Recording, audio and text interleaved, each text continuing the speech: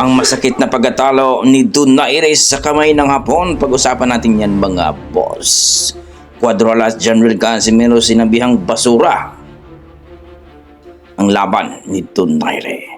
Yan ang ating pag-uusapan ngayon mga idol. Pero kung bago kayo sa ating YouTube channel, baka pwede makahingi niya isang like, subscribe at pakipindot na rin ng ating notification bell mga idol. Nang sa ganoon mga idol, ma-update kayo sa ating mga bagong video na katulad nito. Well mga idol, nung nakarang linggo ay nasaksihan po natin ng bakbakan sa pagitan ng ating pambato na si The Flash Nonito Donaire kontra sa isang Hapon na malupit din na si Rico Masuda.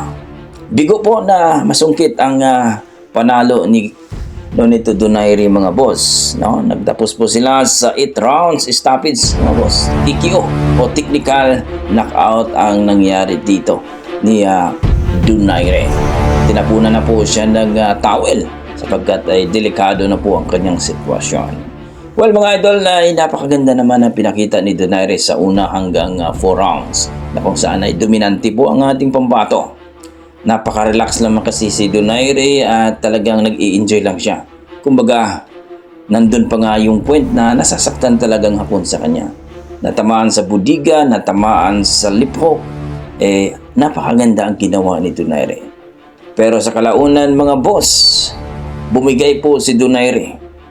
Kumbaga, nagbago ang kanyang style sa laban. Naging agresibo masyado na wala na po siyang depensa.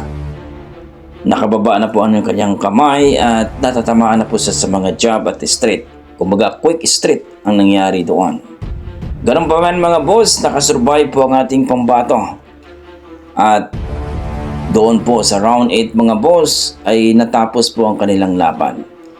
Gaya ng sinabi natin mga boss, siguro ito na yung time, sabi ng mga boxing fans na isabit na po ni Donaire ang kanyang gloves. Pero bago pa man mga idol sa laban ay sinabi na ni Donaire na lalaban pa siya ulit.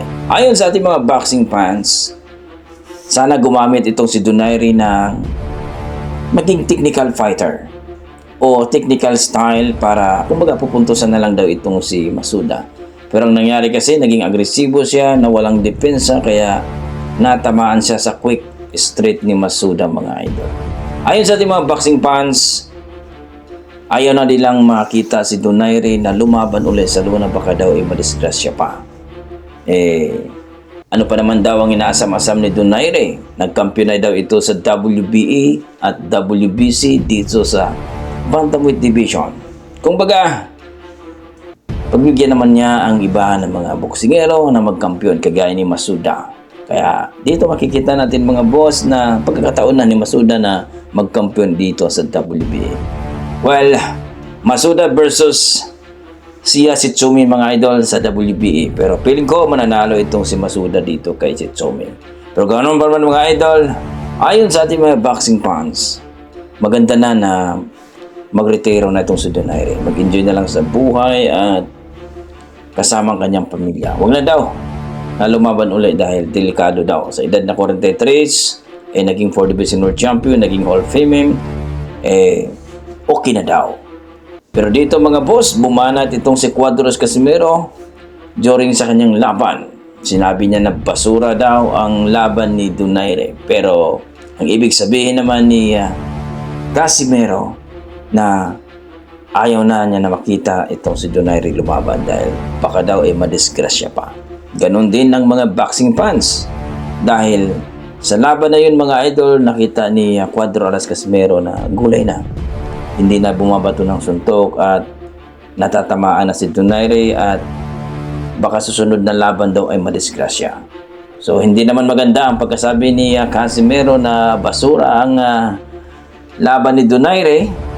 Bagamat pinick up po ito ng mga malaking vlogger kagaya ni Pau Salud. At kaya samut-saring mga komento, may pumabor kay Casimero, may pumabor din kay Donaire. Pero para sa akin mga idol, hindi maganda yung pagkasabi na basura. Pero pinaliwanag naman ni Casimero na ang ibig sabihin niya na stop na daw na lumaban si Donaire, baka sa sunod ay madisgrasya pa ito. Mag-enjoy na lang daw ito sa kanyang mga anak at ang kanyang pamilya.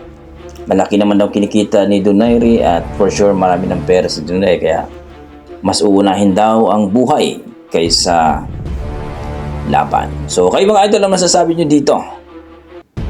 Please comment down below mga idol para ating pag-usapan. Maraming salamat.